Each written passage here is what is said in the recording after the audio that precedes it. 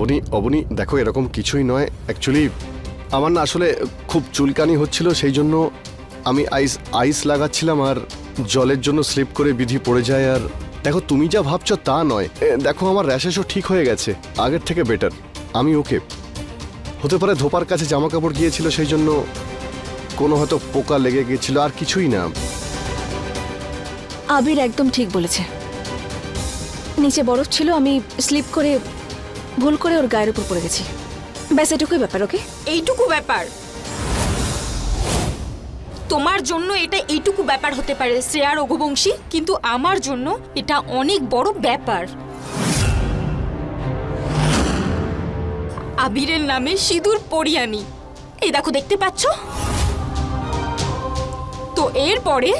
এরপরেও যদি আমার স্বামীকে সাহায্য করার কথা যদি তোমার মাথায় আসে, আমার সিথির সিঁদুরটাকে মনে করে নিও। আবিরের স্ত্রী তাকে সাহায্য করতে চলে আসবে। আর হ্যাঁ, শ্রেয়ার হাতের মতো নরম নয়, কিন্তু তোমার কষ্টটা আমিও তো দূর করতে পারি। অবনী কাম ডাউন, তুমি যা দেখেছো তা ঠিক নয়, ইটস ওকে, তুমি ভুল বুঝো না। আবির,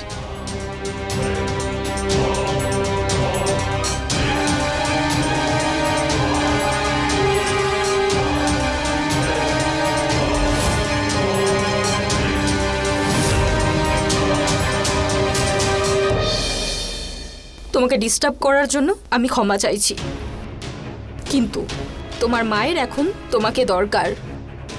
ডক্টর ওনার ট্রিটমেন্ট শুরু করে দিয়েছেন। কি হয়েছে মায়ের? মা ঠিক হয়ে গেছে? মা এখন অনেকটাই ঠিক আছে, কিন্তু ডাক্তারবাবু ওনার ট্রিটমেন্ট করার ধরনটাই যেন অদ্ভুত, ওনার মতন। চলো তুমি নিজেই গিয়ে দেখে নাও। চলো চলো।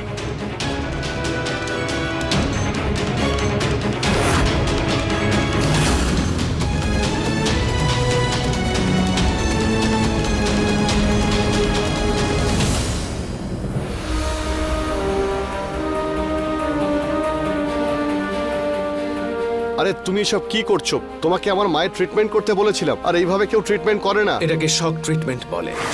আমি ওনার মেডিকেল হিস্ট্রি পড়েছি। গত 7 মাস ধরে কোনো ফিজিওথেরাপি, কোনো ওষুধ কাজ করছে না। এখন ওনার পা ঠিক করার এই একটাই উপায় আছে। একদম ঠিক বলেছো। গত 7 মাসে আমি সব ধরনের চিকিৎসা, সব ট্রিটমেন্ট করেছি, কিন্তু দেখো না বাবা, কোনো কিছুতেই কিছু ফল পেলাম না। এর মানে এটা কি? এ তো ভগবানের ইচ্ছে। ভগবানই হয়তো চান যে সারা জীবন এই হুইল চেয়ারেই বসে থাকি আমি, তাই থাক না বাবা। দেখলে তো আবির, এবার সিদ্ধান্ত তোমার। সারা জীবন ধরে তোমার মাকে এই হুইল চেয়ার নিয়ে ঘুরতে দেখবে, নাকি আগের মতো হাঁটতে চলতে দেখবে? You decide.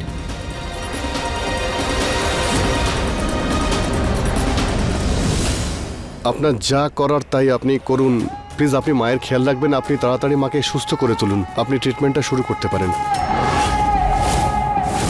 বাবা আবির, তুমি তোমার সময় নষ্ট করছো।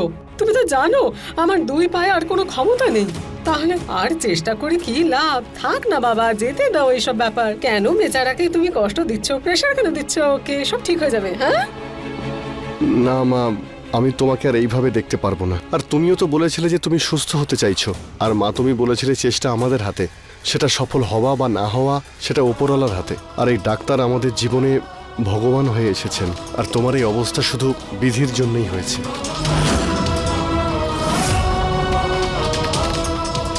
তাই তোমাকে ঠিক করা আমার দায়িত্ব, আর আমি তোমাকে সুস্থ করবই। ডাক্তারবাবু এসব এসব কি করছেন কি আপনি? সত্যি সামনে নিয়ে আসার প্রস্তুতি, ব্যাস। তো শুরু করা যাক। হ্যাঁ, আরে বাপরে, মনে হচ্ছে আজ কাকিমার সব রহস্য ফাঁস হয়ে গেল।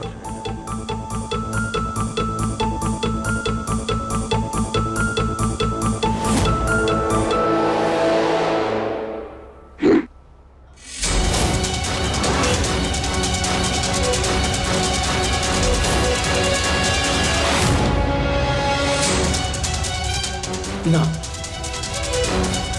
মানছি পেশেন্টকে ঠিক করা আমার ধর্ম, কিন্তু সংসার বলেও একটা জিনিস আছে। আপনি আমার মায়ের বয়সী, একদম আপনার সঙ্গে আমি এমনটা করতে পারি। একদম ঠিক বাবা। আরে কি করে করতে পারবে না? তুমি যদি না করতে পারো, আমি আছি তো। শুনোয় না দিদি, এই কাজ তুমি করবে। দিদি দেখো, এগুলো তো আমরা তোমার ভালোর জন্যই করছি না?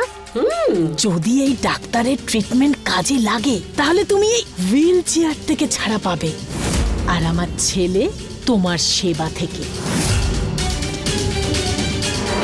ওই কি জানো তো, আমার ছেলে তো বেচারা তোমাকে হুইল চেয়ারে করে এদিকে ওদিকে নিয়ে যায়, তাই সবার এতে ভালো হবে না দিদি, তাই না? আচ্ছা,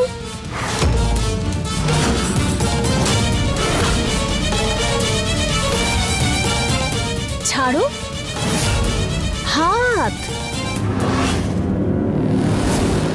এটাই যখন সবাই চাইছে তাহলে তাই হোক। বাহ দিদি, মহান আপনি। আমি আপনাকে বলে দিচ্ছি, এই যে 3টে স্পট রয়েছে, শুধু এই 3টে জায়গায় জোরে জোরে মারো।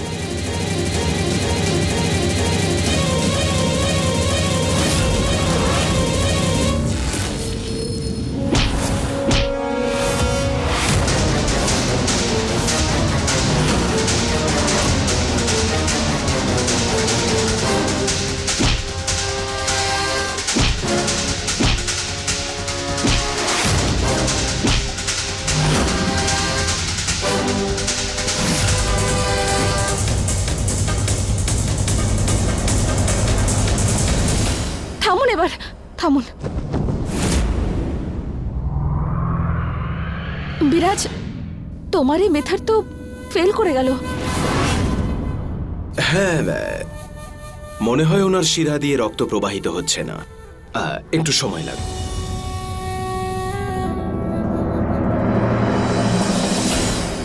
আই এম সরি মা, যদি আমি ওই বিধিকে বিশ্বাস না করতাম। আরে আমার কথা শোনো, তুমি এই যে বিধির নাম করে করে আমার শিয়াকে দেখো, আমি সব বুঝতে পারি। আর ও আমার শিয়া, তোমার বিধি নয়। মাথায় ঢুকিয়ে নাও ভালো করে, আর এই বিধির নামে জপ করাটা বন্ধ করো।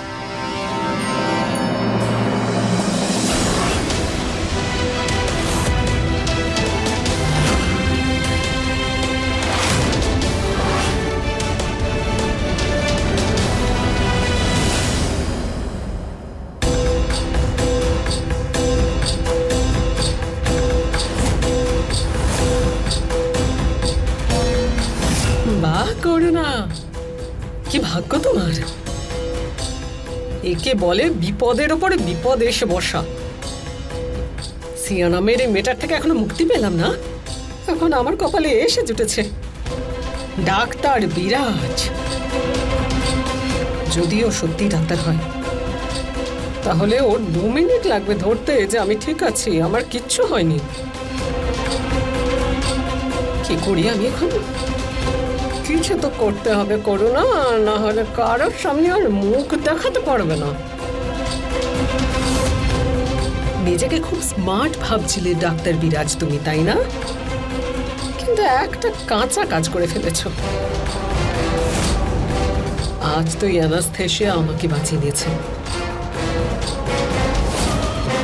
লজ্জা করলো না আপনার? এতটুকু লজ্জা করেনি এক অসহায় প্রতিবন্ধী মহিলার ওপর এভাবে অত্যাচার করতে? কেন?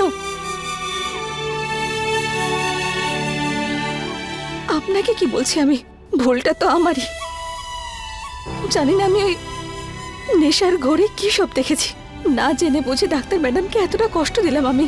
থামো এবার গিল্টি কুইন, এটা ভুলে যেও না উনি সেই মহিলা যে তোমায় একদিন বলি দিতে চেয়েছিলেন। ওনাকে যতই ঘৃণা করি, কিন্তু উনি তো আমার সাহেব বাবুর মা নাকি? আমার কথা শোনো, উনি যদি সত্যি অসুস্থ তাহলে কোনো অসুবিধা হয়নি, ওনার কোনো কষ্টই হয়নি। কিন্তু একজন ডক্টর হিসেবে আমি নিশ্চিত যে উনি অক্ষম নন। কি?